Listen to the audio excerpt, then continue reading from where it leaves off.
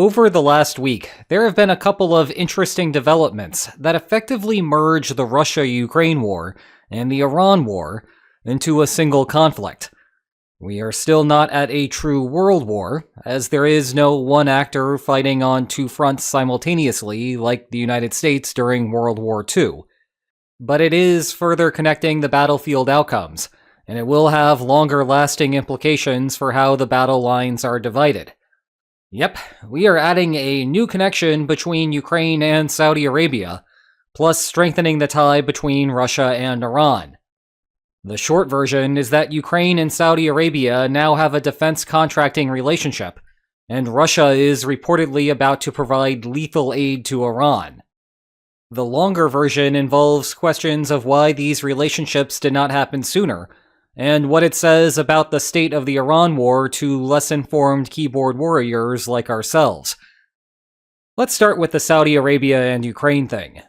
Zelensky made a surprise visit to Riyadh because the Crown Prince is interested in buying, guess what?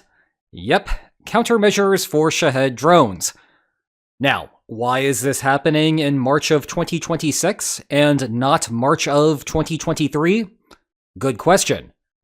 Most of the conversation about the lack of drone defenses in the Iran war focuses on the United States' role. We have discussed the shoot the archer, not the arrow theory before, so I will not waste your time reviewing it again today, especially because the name says exactly what it is. What we have not yet examined is why the Arab countries did not just do it themselves. Now, one could argue that the United States initiated this war, so it should be up to the United States to solve the problem. However, that runs contrary to both the political and practical realities of this situation. Politically, let's use Saudi Arabia as an example. Riyadh advocated for the war to start, and is currently advocating for it to continue. That sounds like Saudi Arabia should be taking some responsibility for the conflict. I am not throwing shade here, because the Saudi Arabian government would agree on that point.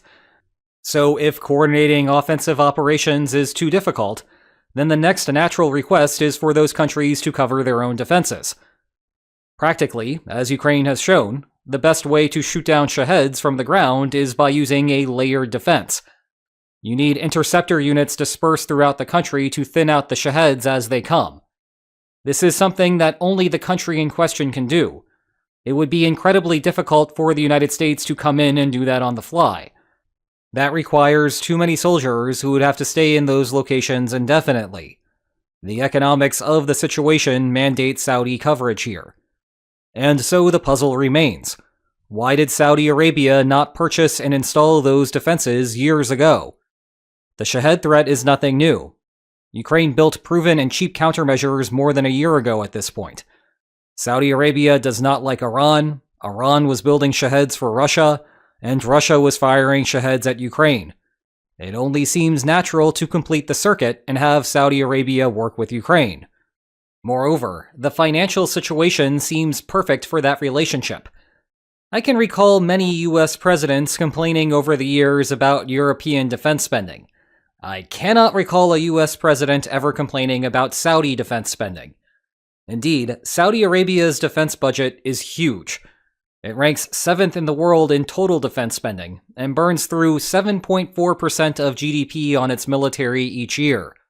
That is almost 50% larger than what the Hague Pledge mandates out of NATO countries. Ultimately, Saudi Arabia ranks 4th in the world in expenditures as a percentage of GDP, below Ukraine, 31%, Israel, 8.8%, and Algeria, 8.0%. It ranks just above Russia, bearing in mind that Russia is currently fighting the largest land war in Europe since World War II. Let that sink in for a second. And also note that Russia might be lying about its expenditures. Anyway, Ukraine is in desperate need of investment. It again seems natural for Riyadh to extend a line of credit to Ukraine to test out interceptors, to then build for Saudi Arabia. And even if Ukraine's factories are too busy with producing interceptors for domestic consumption, which Ukraine does not think is the case, nothing stops a licensing agreement to set up factories in Saudi Arabia. Yet, despite all that, there was no agreement until March 2026. The problem was that Saudi Arabia and others, including Israel, were trying to have it both ways. They wanted to be aligned with parts of the Western coalition, while still maintaining friendly ties with Russia. Investing in the Ukrainian defense sector would sever that relationship. Thus, Saudi Arabia was not receiving the type of technical transfers from Ukraine as NATO constantly has been. Hence the precarious position that they found themselves in on February 28th. At this point, though, there is no more tightrope to walk. The war is real. Shahed attacks are not a hypothetical. If Saudi Arabia wants the best solutions today, then Ukraine must become a partner. And this will keep Saudi Arabia in this larger defense ecosphere well after the Iran war ends. It is a safe bet that the Russia-Ukraine war will continue past the end of active hostilities in the Middle East.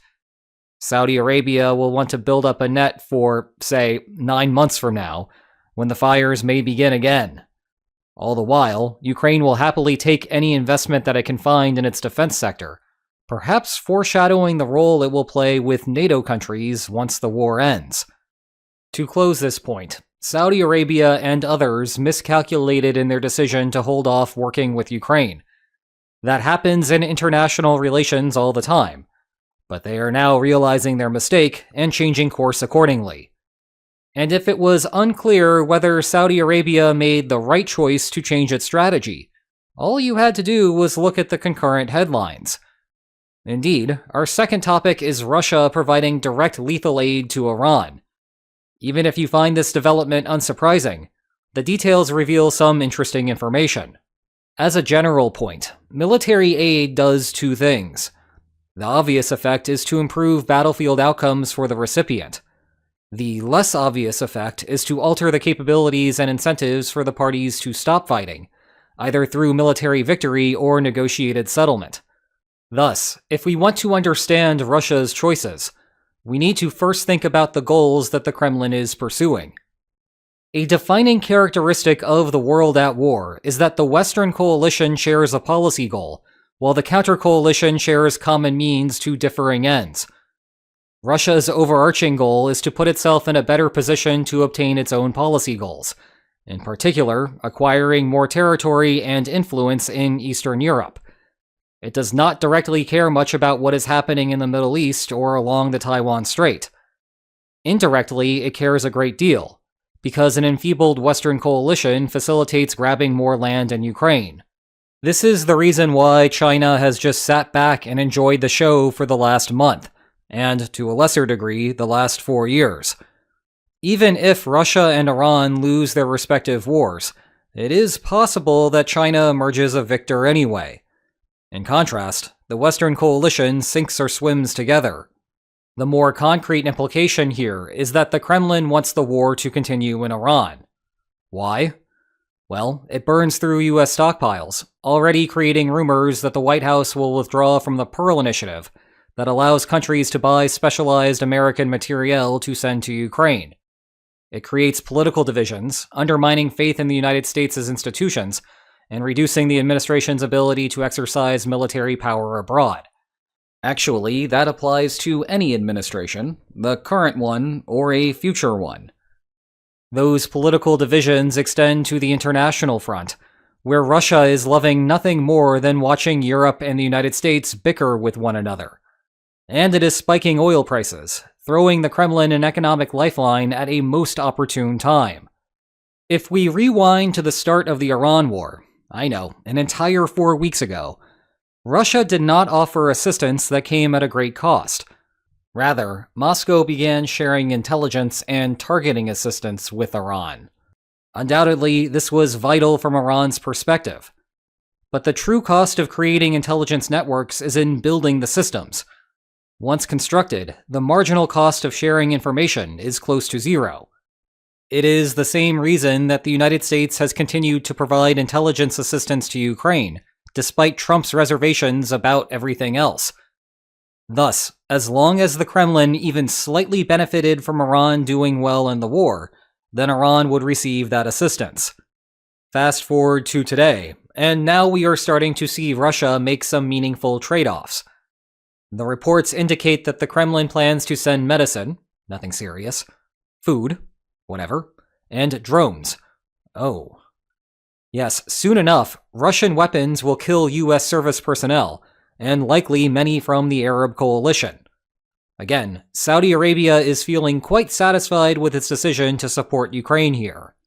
Now, we cannot rule out the possibility that Iran still produces some components of the Shahed drones that ultimately come out of Russian factories, and Tehran is leveraging that to get some support from Russia. But I have explored that possibility before, so let's assume otherwise and see where it takes us. We also need to assume that the drone shipments are substantial. Otherwise, this is a whole lot of nothing. Based on the reporting, though, it seems that the US government sources believe that the shipments are non-trivial. So again, we will go with that for the rest of this video. Clearly, this comes at a significant cost to Russia. The front line in Ukraine is not frozen, but the last few weeks have been a net wash in territorial exchanges, with Ukraine still taking advantage of the Starlink shutdown in some locations, and Russia exploiting Ukraine's long-running problems elsewhere. The point is, now is not the time to hand out drones unless you receive something significant in return. One interpretation of the events here is that Russia is worried that Iran's firing rates are not looking good, and there is some risk that the United States may soon be able to dictate a military outcome of the war. Again, we have discussed how there are many ways to interpret this figure. It is somewhat plausible to think that it is not an awful situation for Iran to be in. But if Moscow shared that same assessment, it is unclear why Russia would not instead fire the donated drones on Ukraine. Still, I would urge caution in overinterpreting that Iran's precarious situation is what dictates whether Russia makes the transfer. Rather, the marginal return on investment is the important metric. And yes, Iran being desperate could create a large marginal return. But it is also possible that Moscow calculates that things are good for Iran, but could become great with only some modest assistance. Nonetheless, that still runs up against the issue that Russia's first priority is to keep the war going. So the simplest explanation is that Iran needs some help, otherwise whoever is running the government will seek an off-ramp. You can further see tensions in the relationship by what is not in the transfer package: air defenses.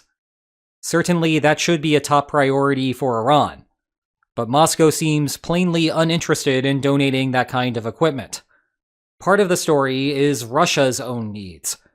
We just spent our last video examining the massive Ukrainian strikes on a pair of Baltic Sea oil terminals. Russia cannot sustain the war effort if those and others remain forever offline. Every S-400 headed to Iran is an S-400 not protecting the Russian homeland. Another part of the story is that there may be little return on investment for these weapons. Remember how the West was reticent to help Ukraine with heavy equipment in the opening months of the invasion, for fear that Russia would just steamroll into Kyiv anyway? Well, you could tell a similar story here, where Russia does not want Iran's air defenses to simply turn into US target practice, like was the case on the opening day of the Iran war.